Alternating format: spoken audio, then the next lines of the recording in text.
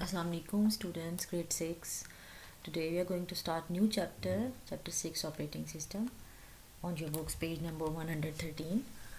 Start में introduction है कि कोई भी मशीन, कोई भी चीज़, हार्डवेयर जैसे होता है, हम लाते हैं घर में, वॉशिंग मशीन लेकर आते हैं तो वो प्लास्टिक से बनी हुई होती है, बट उसमें एक तो इलेक्ट्रिसिटी से वो रन होती है और दूसरी बात ये कि उसमें कोई ना कोई सिस्टम इंस्टॉल होता है जो उसको रन करवाता है। ठीक है, हम तो लेके आते हैं और हमारा तो वो किसी काम का नहीं है जब तक वो हम उसको बटन दबाएं और अंदर कोई मशीन जो है उसको चलाए, कोई कंप्यूटर, कुछ सॉफ्टवेयर है जो उसको चलाए, कोई मशीन का सेटअप है, कोई मशीन लगी हुई है, इस तरह रन होना है, इस तरह पानी चलना है, ये वो। तो जब तक वो नहीं होगा उसके अंदर तो वॉशिंग मशीन काम नहीं करेगी, कपड़े नहीं धुलेंगे। ठीक है, तो वो जो सिस्टम होता है ना हर मशीन में, जो कि किसी भी चीज़ को ऑपरेट करता है, चलाता है, जैसे माइक्रोवेव हो गया, इसमें भी अलग एक सेटअप है, टीवी हो गया, हमारा एसी हो गया। ठीक है, इन सब ने कोई ना कोई ऑपरेटिंग सिस्टम लगा हुआ होता है जो कि इनको जो है रन करता है और हमारे यूज़ के काबिल बनाता है। ऐसे तो हमारी यूज़ के काबिल नहीं है, मशीन भी नहीं है, कंप्यूटर भी नहीं है, तो कुछ भी नहीं है तो जब तक ऑपरेटिंग सिस्टम नहीं होता। अब हम बात करते हैं कि कंप्यूटर में इसका क्या यूज़ है, क्या रोल है। ठीक है, a computer comprises of several small hardware components within and outside of itself that interact and work with each other।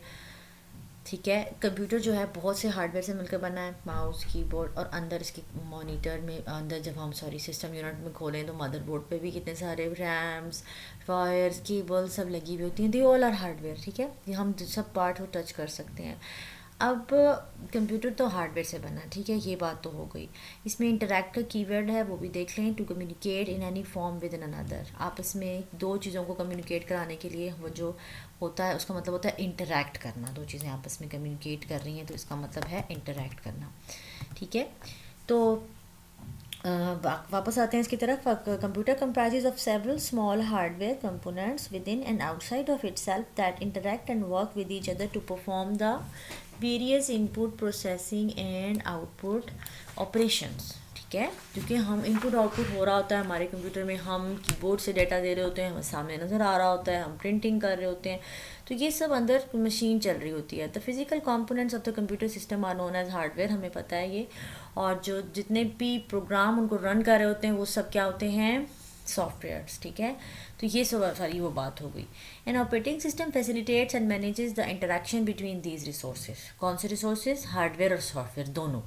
जब तक ये इन दोनों को सही तरह चलाने वाली कोई मशीन नहीं होगी ना, कोई सिस्टम नहीं होगा ना अंदर, तो हमारा हार्डवेयर, हमारे कीबोर्ड, माउस और हमारा सॉफ्टवेयर जो भी हम प्रोग्राम्स इंस्टॉल करते हैं वो किसी काम के नहीं होंगे जब तक आपस में इनका इंटरेक्शन बड़ा ज़रूरी है। और वो कौन करता है, ऑपरेटिंग सिस्टम। ठीक है, वो एक ऐसा सॉफ्टवेयर है, वो भी सॉफ्टवेयर और किसी को नज़र नहीं आता, वो हमारे कंप्यूटर में रन करता है। ठीक है, जैसे हम बात करते हैं, इन्होंने एयर ट्रैफिक कंट्रोलर की एग्जांपल दी है कि वो परफॉर्म करता है ये ड्यूटीज़, और वो तमाम एयर ट्रैफिक क्या होती है, जो प्लेन्स चलते हैं, ठीक है, हवा में जितने भी, अब उनको अर्थ पर जो है एयर ट्रैफिक कंट्रोलर जो है वो इनको इंटरेक्ट करता है इनके साथ, उनको कंट्रोल करता है कि भाई किसने किस टाइम लैंड करना है, किसने किस टाइम जो है वेदर कंडीशन के अकॉर्डिंगली करना है, और अगर कोई अल्लाह ना करे जैसे कोई इमरजेंसी या अनएक्सपेक्टेड इवेंट हो जाता है उसको किस तरह हैंडल करना है। तो वो जो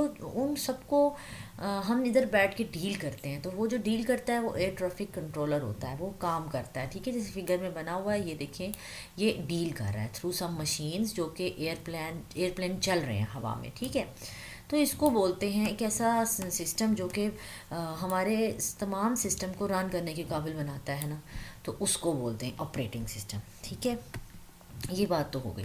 अब आते हैं आपके बुक के पेज नंबर 115 पे कि कंप्यूटर में need for an operating system क्यों है। हम जो बात कर रहे हैं ये मशीन है, मशीन को चलाने के काम आता है, तो क्यों है।